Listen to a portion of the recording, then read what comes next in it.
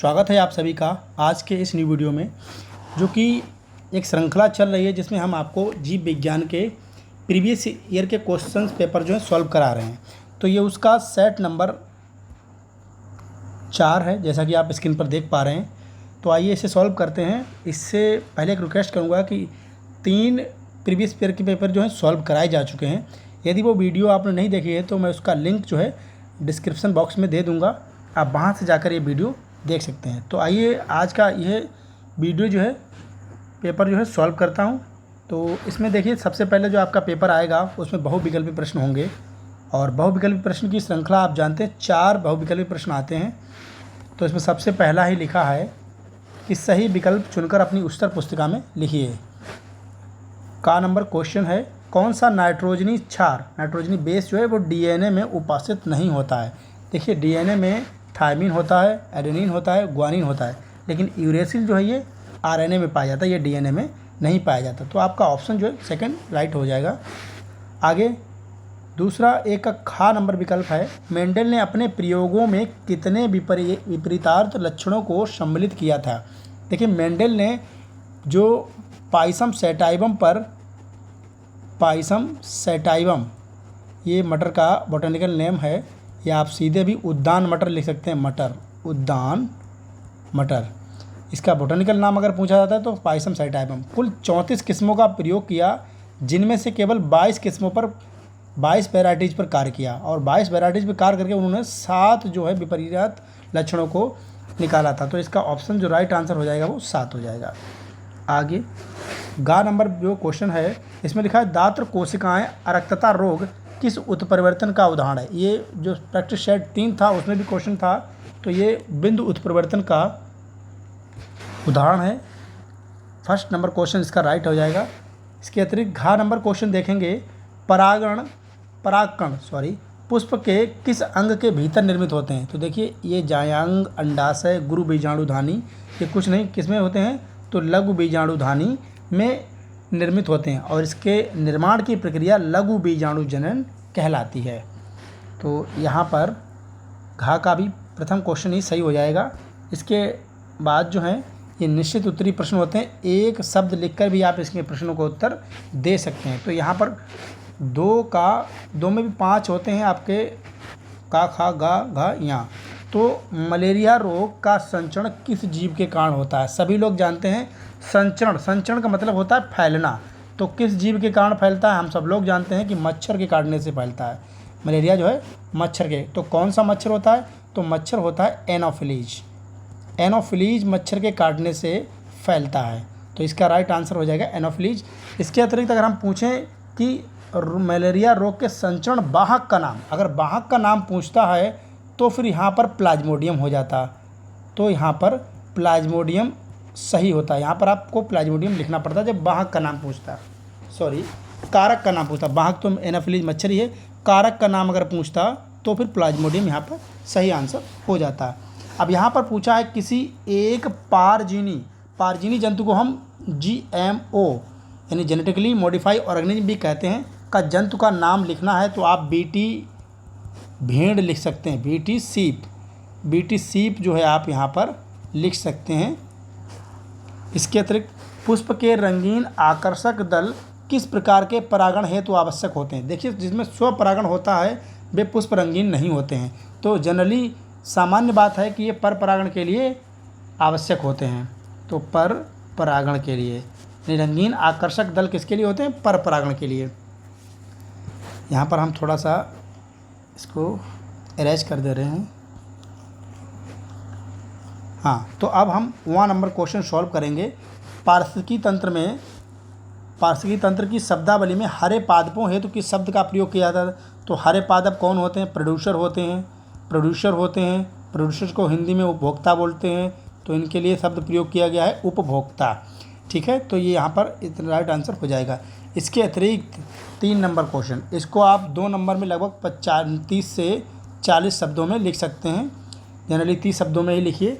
आइए इसको देखते हैं। अपघटन, देखिए किसी पारतंत्र में जो है जैविक घटक जो होते हैं वो 3 प्रकार के होते हैं, जिनमें आता है उपभोक्ता, और दूसरा आता है, एक मिनट स्टूडेंट, ये जो वहाँ नंबर सॉल्व किया था इसको ज़रा सॉल्व कर लीजिए।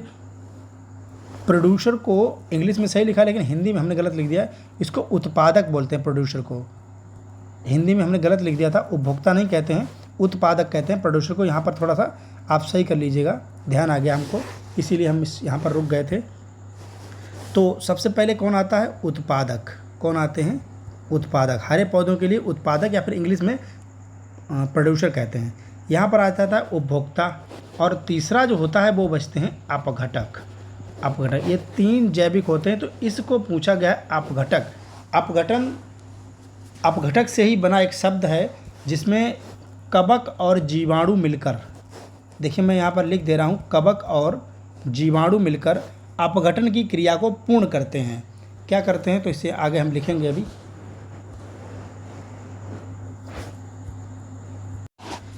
अपघटन डाल लेते हैं। क्या है अपघटन?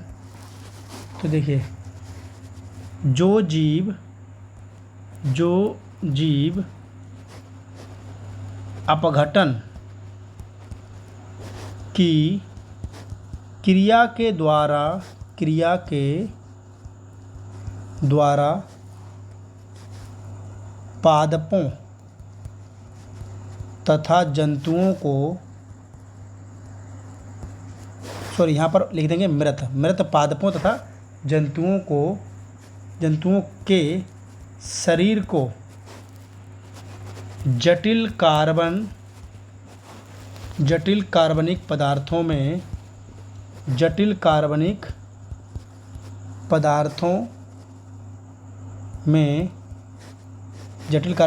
से किस में तोड़ देते हैं? सरल कार्बनिक पदार्थों में तोड़ देते हैं।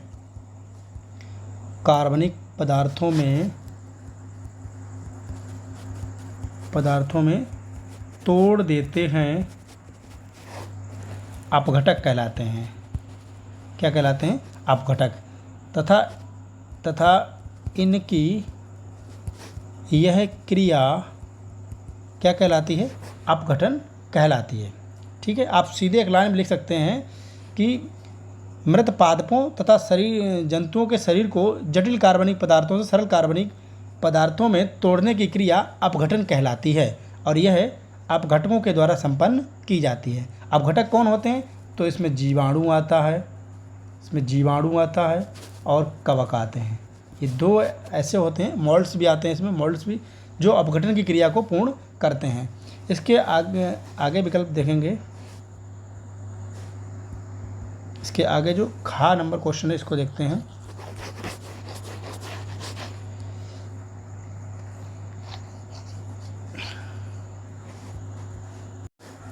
तो अब जो विकल्प, अब जो क्वेश्चन है वो खा नंबर है। किन्हीं 2 किण्वित पेय पदार्थों का नाम लिखिए। तो किण्वन क्या होता है? फर्मेंटेशन। फर्मेंटेशन जो होता है, इससे सबसे पहले लिखेंगे शराब भी कई प्रकार की होती है, शराब। और दूसरा लिख देंगे सिरका से कई प्रकार की दवाई बनाई जाती है। तो इनमें आप किण्वित पेय पदार्थों का नाम लिख देंगे शराब और सिरका। अगर शराब लिखेंगे तो वाइन भी आप लिख सकते हैं, वाइन ना लिखकर आप रम लिख सकते हैं। तो इस तरह से ये विकल्प जो है, ये क्वेश्चन जो है आपका कंप्लीट हो जाएगा। इसके बाद टेस्ट ट्यूब बेबी कार्यक्रम पर एक टिप्पणी लिखिए। आइए इसको देखते हैं। ये बहुत ही इंपॉर्टेंट क्वेश्चन है और आज के ज़माने में इसका बहुत ही प्रयोग हो रहा है।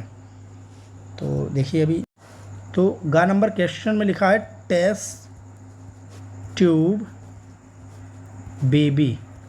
टेस्ट ट्यूब बेबी को एक अन्य नाम से भी जाना जाता है जिसे हम कहते हैं IVF, यानी इन विट्रो फर्टिलाइजेशन।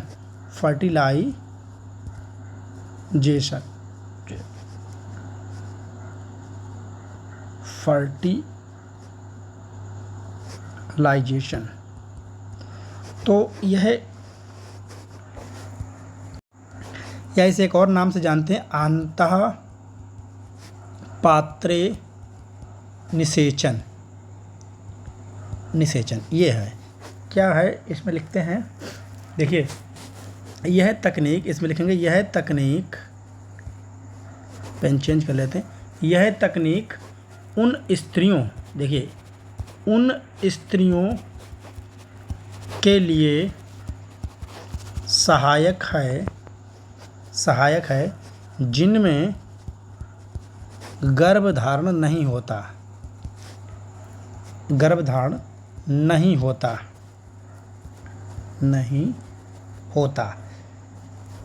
इस तकनीक में निषेचित अंडे की, यहाँ लिखेंगे निषेचित अंडे की 32 कोशिकी अवस्था को माता के गर्भाशय में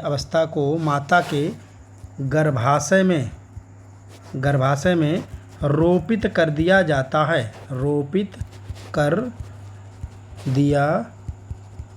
है।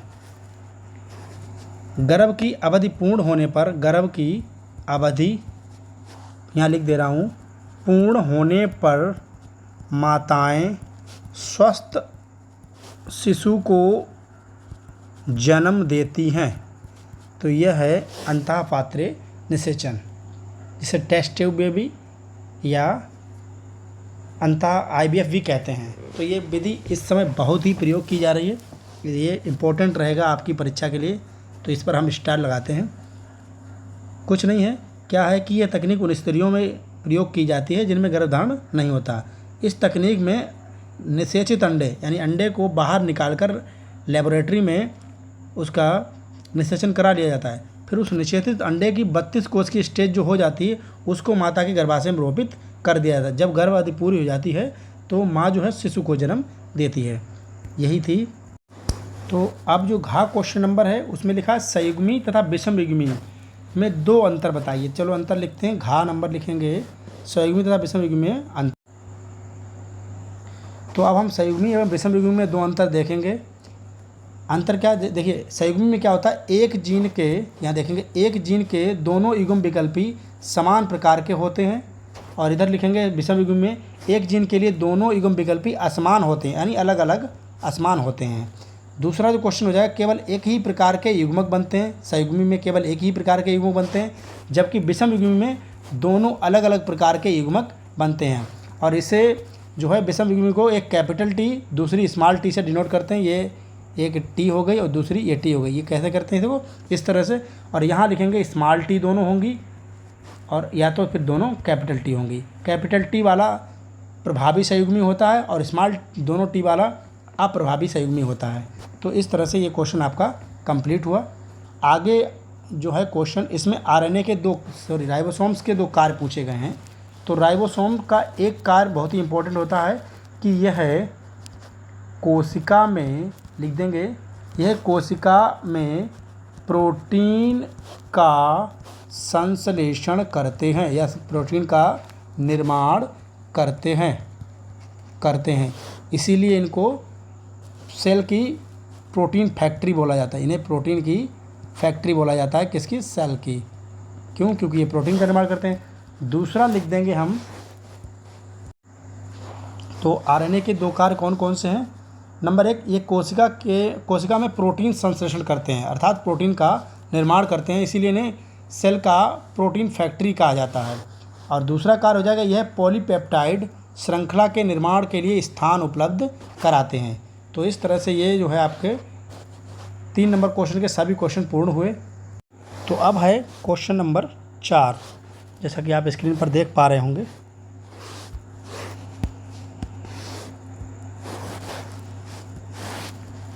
क्वेश्चन नंबर 4 में लिखा है बहुभुणता पर एक संक्षिप्त टिप्पणी लिखिए। स्टूडेंट, ये मोस्ट इम्पोर्टेंट है क्वेश्चन है, इसको आप ज़रूर तैयार करिएगा। तो आइए देखते हैं बहुभुणता। मैंने ब्लैंक पेपर ले लिया है, तो मैं यहाँ पर अब लिखूँगा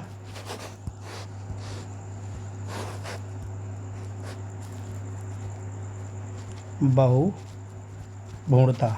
इंग्लिश में इसको पॉली एम्ब्रियोनी बोला जाता है, पॉली एम्ब्रियोनी बोला जाता है। ये बी बना है, पॉली एम्ब्रियोनी। देखिए यहाँ दो शब्दों में से तोड़ दी। बहु माने बहुत, बहु माने बहुत, और भ्रूणता माने भ्रूण। ये अब आपको डेफिनेशन लिखने में कोई समस्या नहीं होगी। इसमें लिखेंगे बीज या बीजांड में, लिखेंगे जब कभी बीज या बीजांड में, बीजांड या बीज में एक से अधिक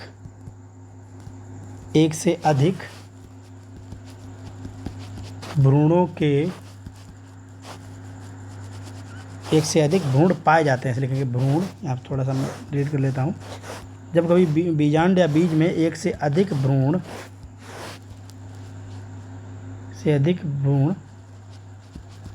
पाए जाते हैं या एक से अधिक भ्रूण बनने की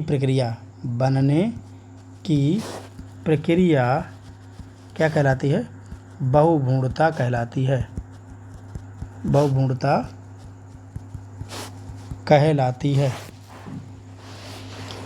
यहाँ लिखेंगे एक उदाहरण में सिट्रेसी कुल के पादपों में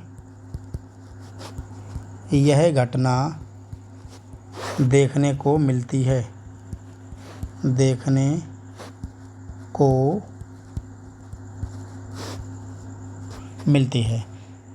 अब देखते हैं, देखिए इसकी खोज यानी बहुभ्रूणता की खोज जो थी, इसकी खोज एंटोनी वॉन ल्यूवेनहॉक के द्वारा संतरे के बीजों में की गई थी। संतरा जो कि सिट्रेसी कुल का पादप है, संतरे के बीजों में की गई थी। तो संतरे के बीजों में की गई थी। इसका और उदाहरण है, यहाँ पर लिख दे रहे हैं निम्फिया लिख सकते हैं। आप लिखते हैं क्रोटोलेरिया लिख सकते हैं, क्रोटोलेरिया आदि इसके एग्जाम्पल हैं जिनमें एक से अधिक भ्रूण जो है पाए जाते हैं।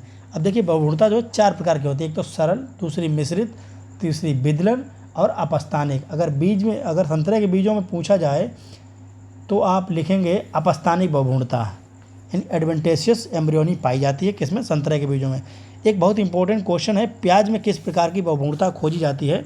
तो यहाँ स्टार लगाकर लिख लेंगे हम लोग। प्याज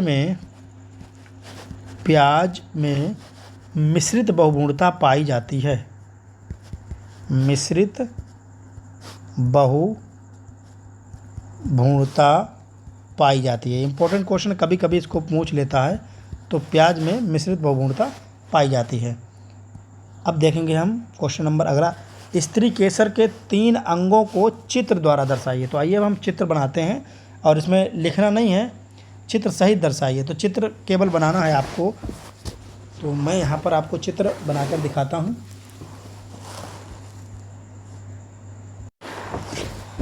तो स्टूडेंट आपको ये चित्र बनाना था। इसमें पूछा गया कि जायांग के 3 भाग दिखाइए।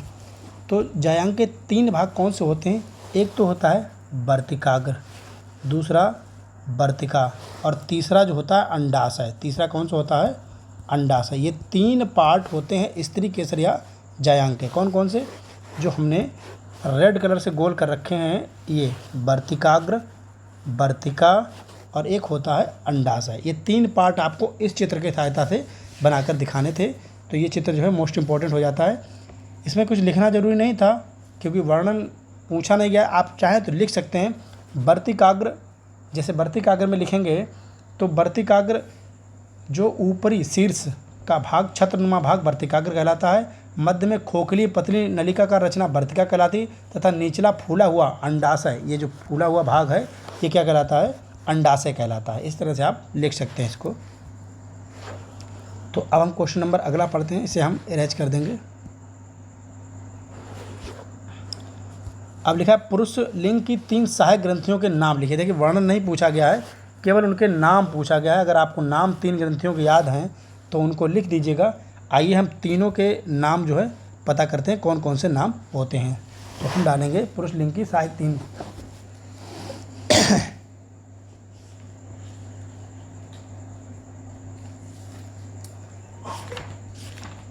भावना,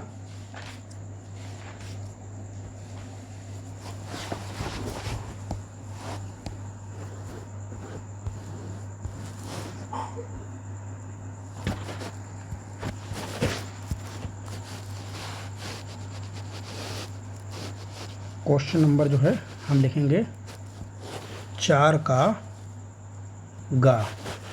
तो 4 का गा में क्या लिखना हमको?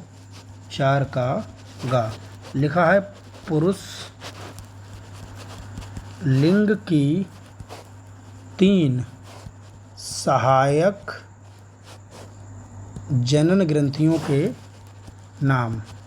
सहायक जनन ग्रंथियों के नाम देखिए 3 ही होती हैं, यह भी याद रखना।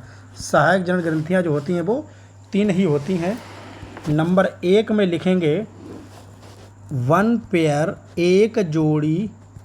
एक जोड़ी शुक्राशय। शुक्राशय, एक जोड़ी शुक्राशय। इंग्लिश में इसको सेमिनल वेसिकल्स बोलते हैं। मैं लिख दे रहा हूँ यहाँ पर seminal vesicle, BESICLES, seminal vesicles. दूसरी जो होती है 1 पेयर, यहाँ लिखेंगे 1 पेयर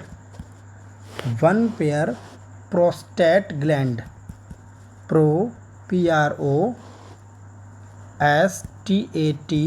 प्रोस्टेट ग्लैंड्स।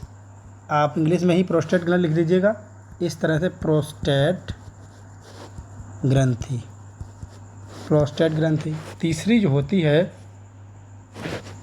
उसे बोलते हैं एक जोड़ी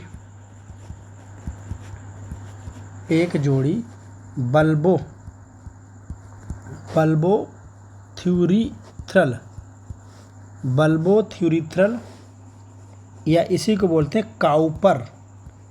काउपर ग्रंथि। ये 3 होती हैं।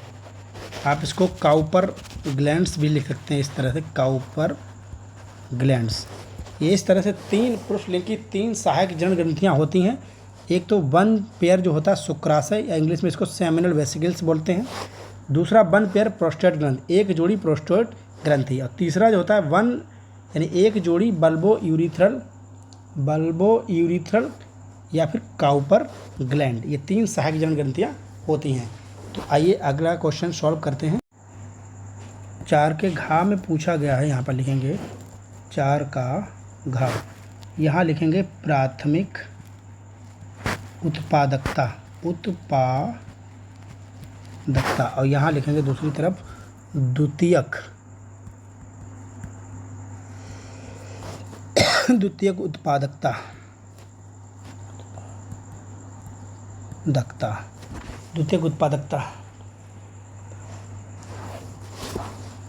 तो द्वितीयक उत्पादकता में सबसे पहले हम लिखेंगे प्राथमिक उत्पादकता को।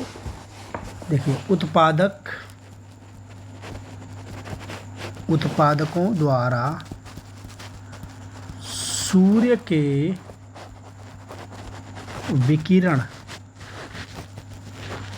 को कार्बनिक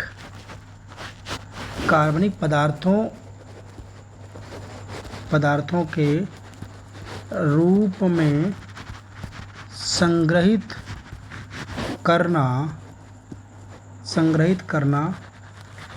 करने की दर क्या कहलाती है? प्राथमिक उत्पादकता कहलाती है। यानी प्राथमिक उत्पादक कौन होते हैं? जो सूर्य की किरणों की सहायता से अपना भोजन स्वयं बनाते हैं, यानी कार्बनिक पदार्थों को इकट्ठा करते हैं। इसके अतिरिक्त द्वितीय उपभोक्ता ये क्या करते हैं? ये प्राथमिक उत्पादकों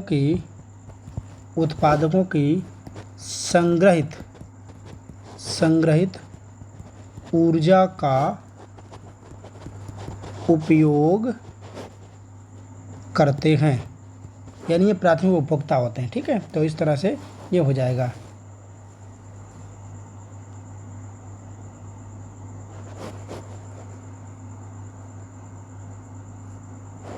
और इसमें और दूसरा लिखेंगे अकार्बनिक तत्वों से कार्बनिक पदार्थों का संश्लेषण होता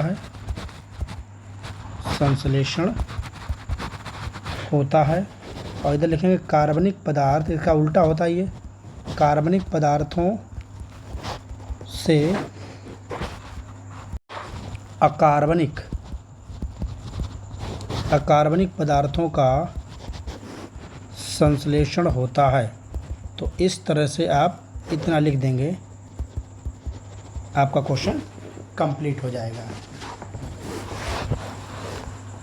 अब हम चलेंगे 5 के क्वेश्चन नंबर पे।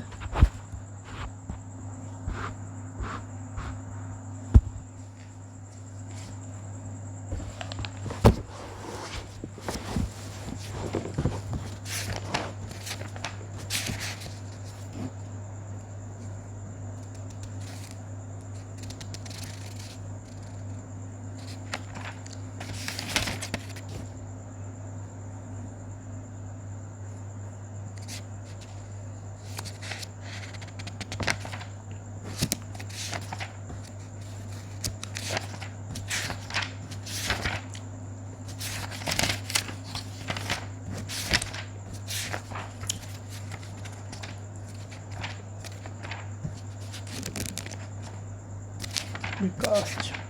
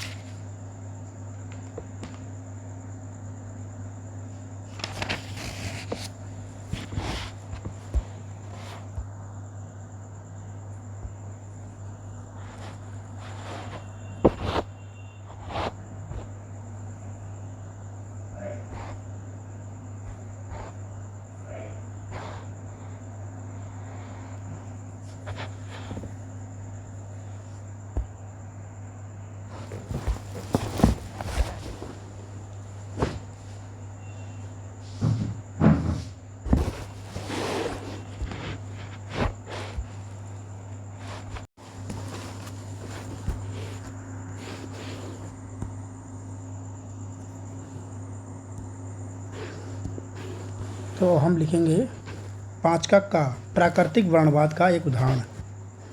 देखिए, प्राकृतिक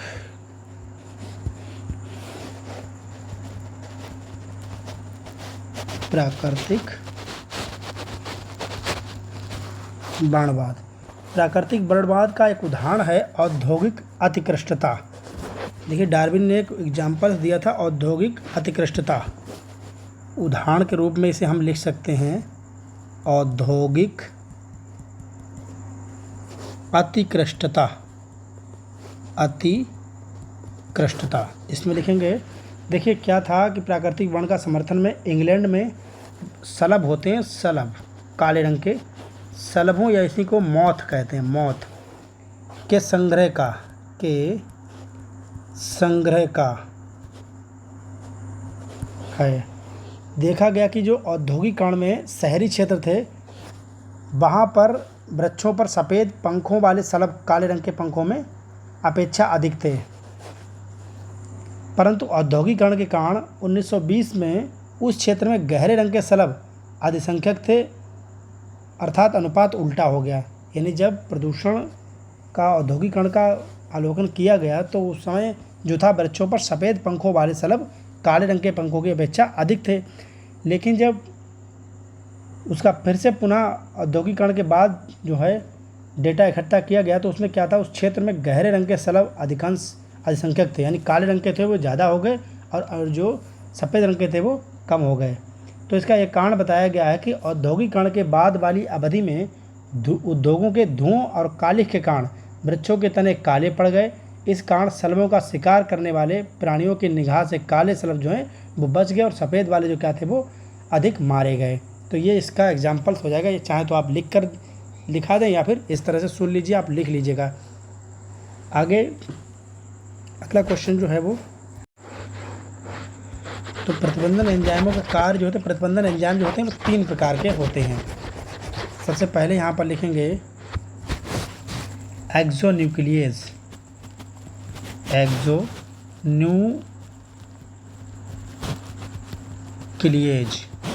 एक्सोन्यूक्लियेज। इसकी विशेषता क्या है कि यह डीएनए को 5 प्राइम या 3 प्राइम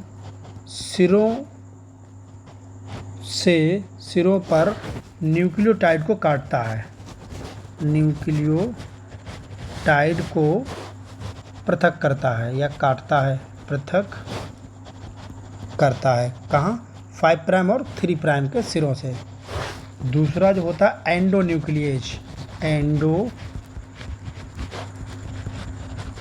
एंडोन्यूक्लियेज। इसकी विशेषता ये है कि यह डीएनए को विशिष्ट स्थानों से काटता है, विशिष्ट स्थानों पर काटता है, या आप पृथक भी लिखें, पृथक करता है, काटता या पृथक करता है।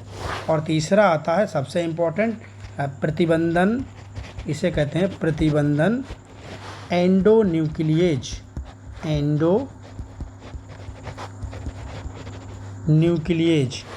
तो प्रतिबंधन एंडोन्यूक्लियेज, इसे देखिए, एक तो विशेषता, इसको मॉलिक्यूलर सीजर या आणविक कैंची कहते हैं, आणविक कैंची बोलते हैं इसको। आणविक कैंची क्या करता है? तो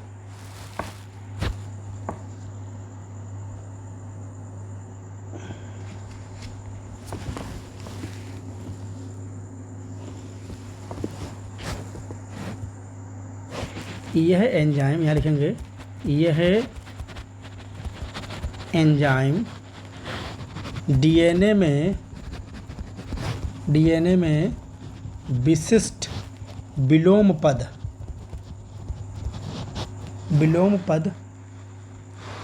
न्यूक्लियोटाइड की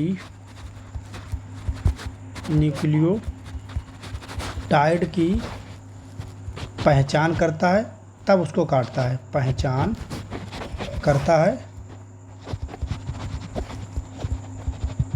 तब उसे काटता है। तो इस तरह से ये भी क्वेश्चन आपका कंप्लीट हुआ।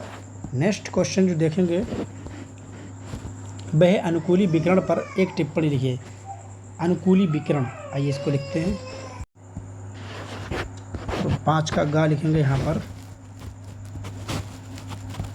अनुकूली विकिरण। अनुकूली विकिरण लिखेंगे जब एक विशेष भूभाग क्षेत्र में विभिन्न प्रजातियों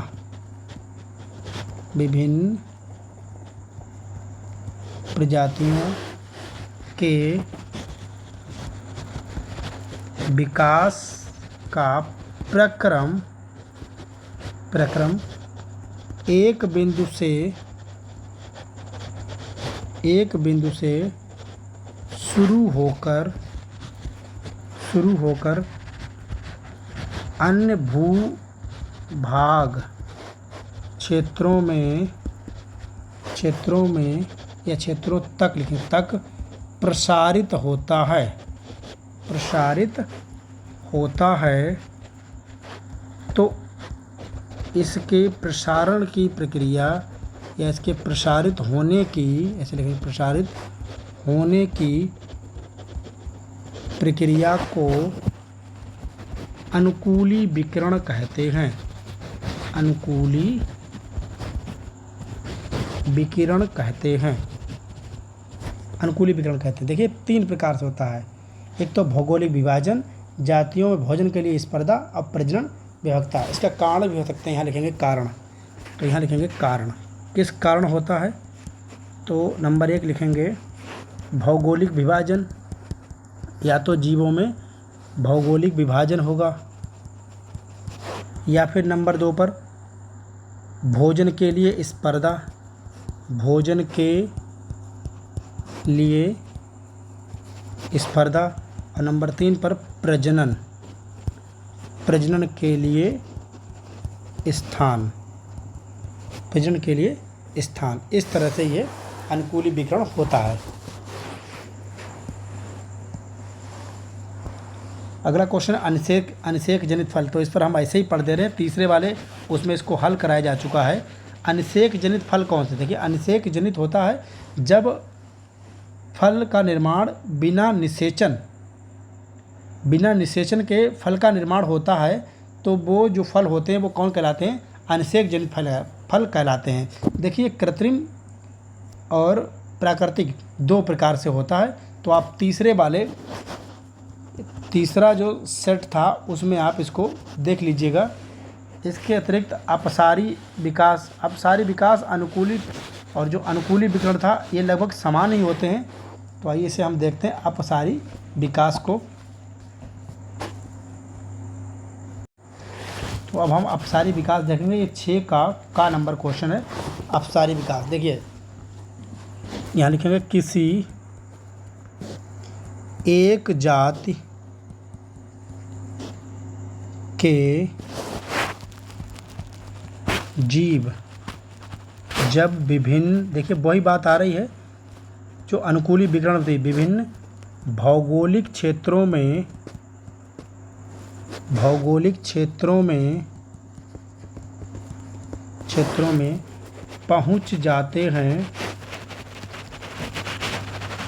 पहुंच जाते हैं तो प्रत्येक क्षेत्र के जीवों में अपने अपने क्षेत्र के वातावरण के अनुरूप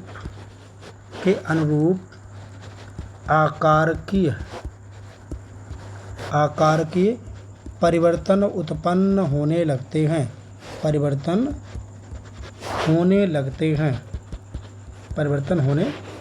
हैं। इसके फलस्वरूप, यहाँ लिखेंगे इसके फलस्वरूप पूर्वज यानी इससे ये निर्मित हुए थे, पूर्वज जाति की मूल समष्टि अनेक नई समष्टियों में विभाजित हो जाती है।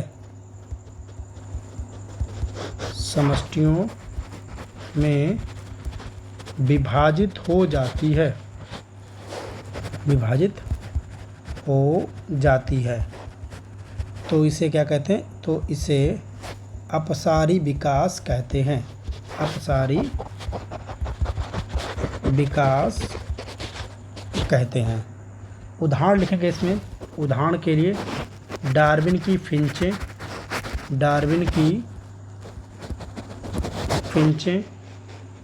या दूसरा लिख देंगे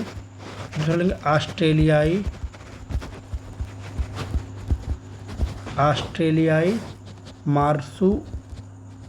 मार्सुपियल्स। ये 2 एग्जाम्पल्स इसके लिख देंगे।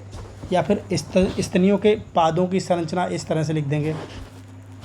तो ये कुछ विकल्प थे, ये क्वेश्चन था अपसारी विकास। इसके कुछ उदाहरण थे, डार्विन की फिंचें और ऑस्ट्रेलियाई मार्सुपियल्स। तो यह है टीआरएनए। यहाँ लिखेंगे टीआरएनए। टीआरएनए को हम सॉल्यूबल आरएनए या स्थानांतरण या हस्तांतरण आरएनए भी कहते हैं। यह कुल कोशिका का 10 से 20% होता है और साइटोप्लाज्म में पाया जाता है। इनका मुख्य कार्य जो है एमाइनो एसिड अणुओं को पकड़कर राइबोसोम्स पर लाना है तथा एमआरएनए अणुओं की सहायता से इन्हें जोड़कर प्रोटीन संश्लेषण करने में सहायता करना है। इसकी संरचना में 73 से 93 न्यूक्लियोटाइड होते हैं। तो इस तरह से आप इसको लिख देंगे। एक इसकी और संरचना होती है clover leaf model. Clover leaf model होती है जो कि पूछी नहीं गई है, पूछी जाती तो हम उसे बनाते।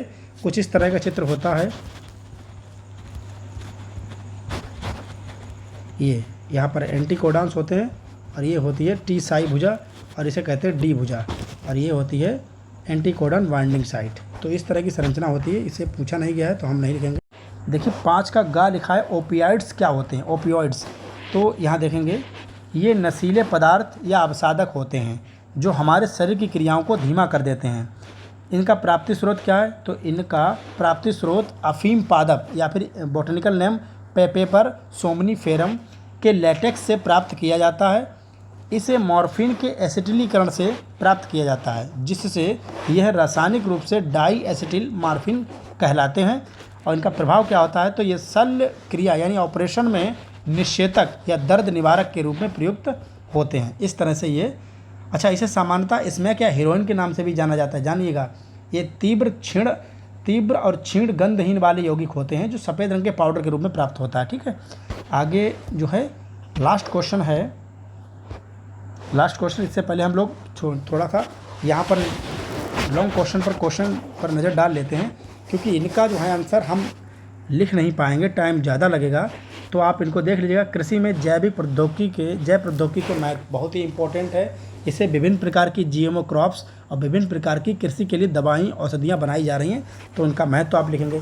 इसके बाद पॉलीमरेज श्रृंखला अभिक्रिया, इसका वर्णन, या फिर बायोगैस इंपॉर्टेंट है। कैंसर तो मोस्ट इंपॉर्टेंट, कैंसर क्या है, कैंसर के कारण उपचार। फिर मानव विकास पर एक निबंध लिखिए। संलग्नता और पुनर्योजन की टिप्पणी लिखिए। ये लॉन्ग क्वेश्चन है, इसका आंसर आप स्वयं ही किसी मॉडल या बुक की सहायता से सॉल्व करेंगे। अब हम देखते हैं घा। ओपियॉइड्स बता ही दिया कि मादक द्रव्य होते हैं। पारिस्थितिकी तंत्र में विभिन्न पोषण रेखाओं को चित्र की सहायता से दर्शाइए। तो आइए इसको चित्र की सहायता।